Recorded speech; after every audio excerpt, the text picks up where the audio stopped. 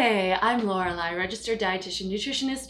Welcome to my kitchen. Today, we're going to talk a little bit about kombucha, which is a fermented tea beverage. And I'm going to show you how you can make it on your own at home, should you be so inclined, and well, have a starter, which is actually sort of important. But before we do that, I wanted to just talk a little bit about kombucha, what it is, what it's made up of, is it good for you, etc., etc., etc. So when I first started making kombucha, I was a little surprised by how much sugar went into it. And it was a bit concerning to me because there's so much information about how terrible it is to drink sugar-sweetened beverages like colas and sodas and things like that. So I felt like, well, is kombucha all that different from these sugar-sweetened beverages such as sodas or juice drinks and stuff? That you shouldn't drink juice because it's just so high in sugar and calories, just because it's so sweet. The short answer to the question, is kombucha a sugar-sweetened beverage, is yes, because we are using sugar to make this beverage and we're not extracting the sugar. But that really is just the short answer. There's a whole lot more to it. So when we add sugar to make kombucha, we're using just regular white sugar, which is sucrose. Sucrose is a disaccharide. So this is going to get a little sciencey, but I'll try to keep it pretty simple. A disaccharide means that there are like two rings that are linked together. The two rings that make up sucrose are glucose and fructose, which are monosaccharides, meaning that they're just one ring. The story is we're putting in sucrose, and generally what happens when the kombucha begins to ferment is that sucrose is broken down to glucose and fructose in the solution. This is my kombucha here. Ugh. This is ready to harvest. This has been around for a couple of weeks and it's ready to harvest. So what's in here is really no longer sucrose, although there is some still in here. The sucrose level declines as your fermentation time increases. So we end up with glucose and fructose in there. Now, you'll find a lot of sources on the internet that will talk about, well, your sugar content is dramatically decreased when you ferment the beverage because the sugar is in there to feed the bacteria and the starter, not to feed you. And yes, that's true. We need the sugar in there to feed the bacteria, to feed this culture that we've got growing. But that doesn't mean it goes away completely. And in a lot of the studies I saw, although the sucrose declines dramatically, both the glucose and the fructose tend to go up, and the total sugar decline is not dramatic. So thinking maybe about 10%, because fructose and glucose are still sugars. They just aren't the sucrose that we started with, if that makes sense. So what happens to the sugar that does go away? Well, some of it gets turned into ethanol, which is alcohol. Although it's not a sugar exactly, it does contain some calories. Ethanol is what makes beverages alcoholic. So is kombucha an alcoholic beverage?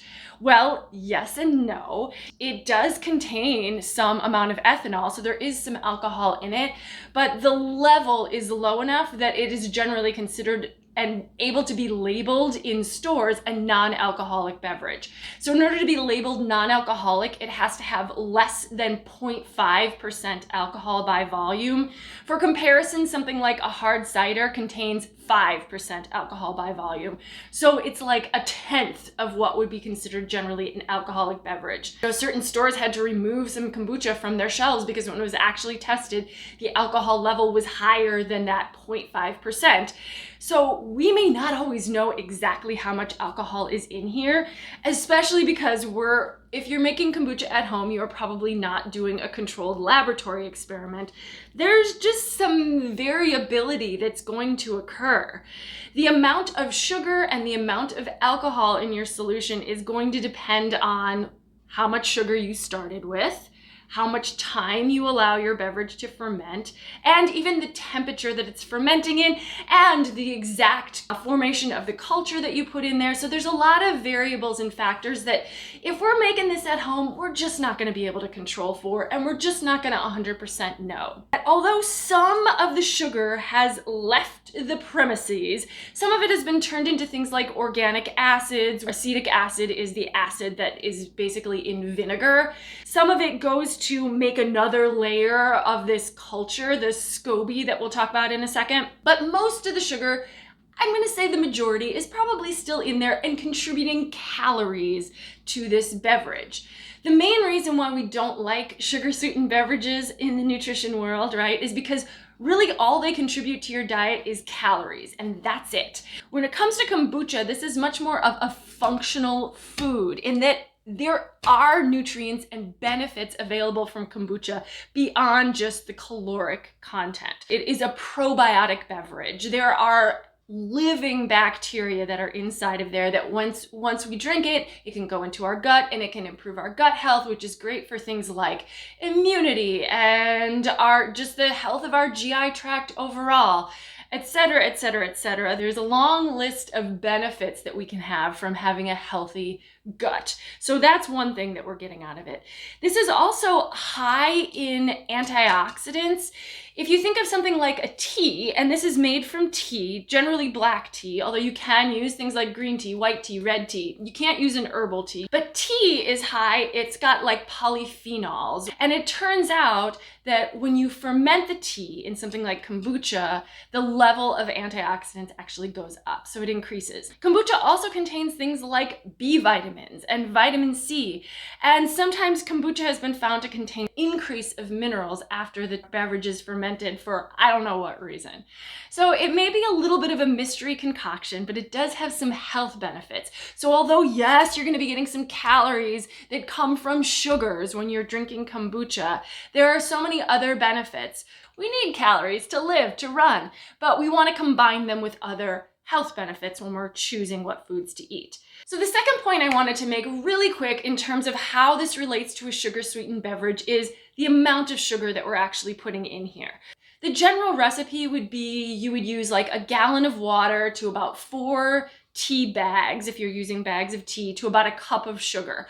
I do not have a gallon container, so this is about 3/4 of a gallon, so I use about 3/4 of a cup of sugar, which ends up being about 36 teaspoons of sugar, which sounds like a ton. It'll end up going into about 6 16-ounce bottles. So that's about 6 teaspoons of sugar per bottle, per 16-ounce bottle.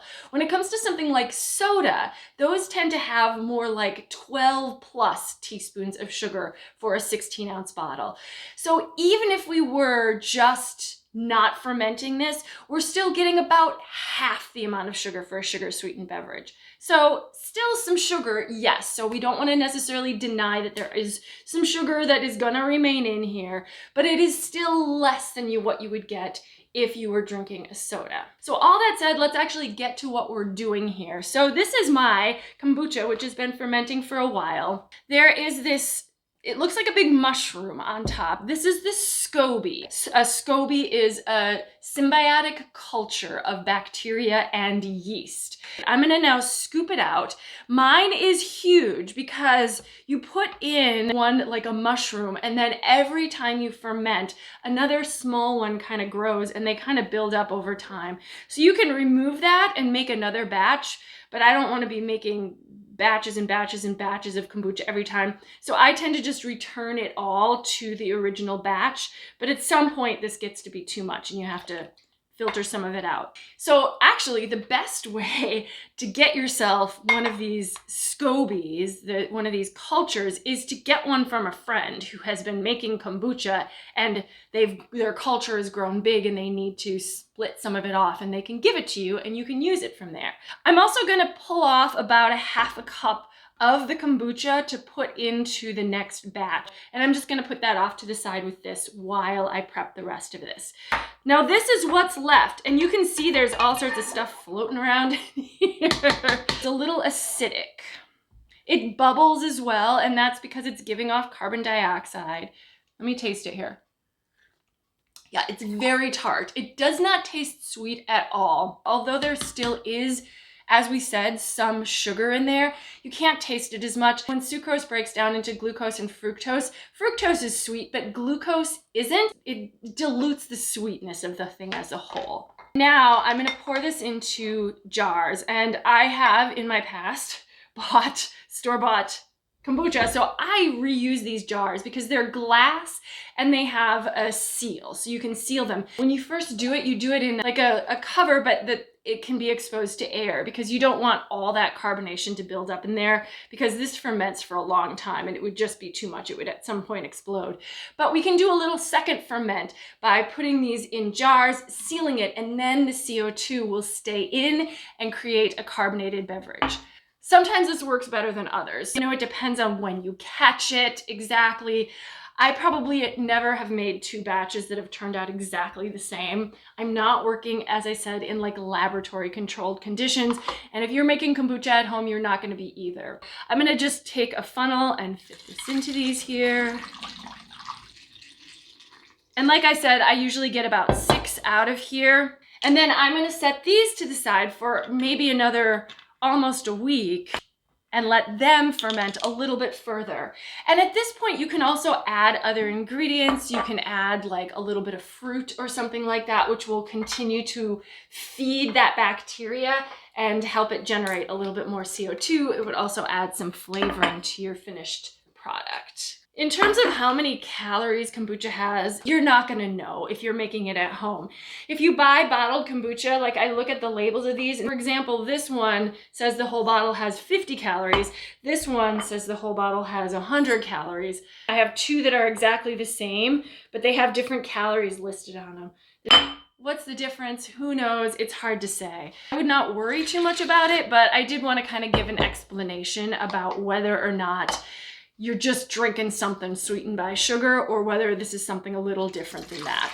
What goes in is not exactly what comes out, because there are things that happen in the process of fermentation that just change up the components. If you are struggling to give up soda, actual sugar sweetened beverages, switching to something like kombucha could maybe help you make that transition. It's a little sweet, it's tart, and it's fizzy. So it might be a good thing to try to replace something like a soda with. You know, it'll give you some of the same experience, but it's not going to give you that level of calories, and it is going to be providing nutrition along the way. So then these are just going to get sealed. I might add something to them, but I'll do that later. And then I'm going to make my next batch. So I've got some water boiling. The basic recipe for making kombucha, as I mentioned, was a gallon of water, a cup of sugar, and 4 tea bags. As I said, I don't have a big glass container that's a gallon, and so depending on the size of your container, you may have to adjust accordingly. I'm gonna clean this jar from the previous batch. Something to note, because kombucha is so acidic, it tends to prevent the growth of like pathogens. So that's why it is safe to actually leave it on a counter for 2 weeks, is because the acidity keeps like bad stuff from growing. That said, I have heard of people who have discovered mold when they're growing their kombucha, and if you find that, you just need to throw it away. So there should not be anything like black and fuzzy growing on your starter or in your kombucha. That's a bad sign. What you should notice over time is that there's going to be some bubbles that start to happen inside the kombucha. You may notice the color starts to lighten up a little bit as the tea ferments. And then your SCOBY will will get another layer. SCOBY might float on top and the layer might form on the bottom, or vice versa. So I'm just going to use 3 tea bags. This is a black tea. It's like English breakfast. It's okay if your tea is flavored, but like I said, it can't be herbal tea because that doesn't have what we need to actually feed the culture appropriately. And then once my water is boiling, I'm going to add that here. And you probably only need to use about 3 cups of water to actually steep this, but I'm just going to put in as much as I want because ultimately we're going to fill this completely with water. And then you can add the sugar now. I usually wait until I take the tea bags out to add the sugar, but I'm gonna add 3/4 of a cup of sugar. I just use regular granulated sugar. If you would prefer to use something that's more, organic or something like that, that's totally fine. It doesn't matter what type of sugar you use, but what you wouldn't want to use would be something like honey, because honey does have some antimicrobial properties, and well, we are trying to grow microbes, so you don't want it to be at odds with your purposes. I do think people have used things like date sugar or molasses sugar, so there may be some other sugar options that you could try if you like to go with something like that. But frankly, I'm gonna make this on the cheap.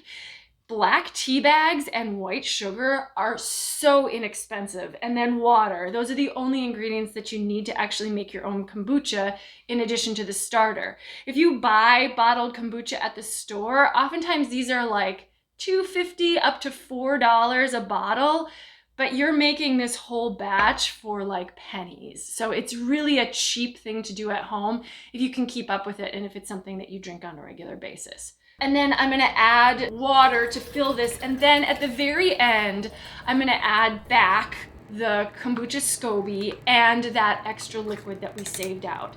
Now you don't want to do this while your tea is still hot, because you want this to be at about room temperature when you add the SCOBY. It can be a little colder than that. You don't want to boil up your culture. So make sure you let the tea cool down before you add in your SCOBY, and then you just cover it over. I use a piece of fabric and a rubber band to hold it down, and then it just goes on the counter for a while, and then these are going to get sealed up. And these are gonna sit out on the counter for a little while as well. I'm actually gonna leave a link in the description of this video for another video that will tell you how you can make your own kombucha SCOBY from a store-bought bottle of kombucha, in case you don't have access to getting one of those SCOBYs all on your own. This is not my video, but it's one that I watched that I thought was really helpful, and I actually used it to make my own SCOBY the last time I wanted to get back to kombucha making. If you live in Chicago, however, and you need a kombucha starter, let me know. I might be able to share it with you. If you have questions about this, do let me know. I really do enjoy kombucha as a nice, zingy, tangy, refreshing beverage, and I think it's just nice to know that you're adding some probiotics to your diet. For people who are vegan and don't want to do something like a yogurt or kefir, things like kombucha can be a great option. I also have a video on how to make sauerkraut, which is a great fermented vegetable option. Again, if you're trying to add some probiotic foods to your diet, which are great for your gut health. All right, well, don't forget to subscribe to my channel and join me again for more healthy home cooking in the kitchen with me. Again, I'm Lorelei. I'm a registered dietitian. All right, take care.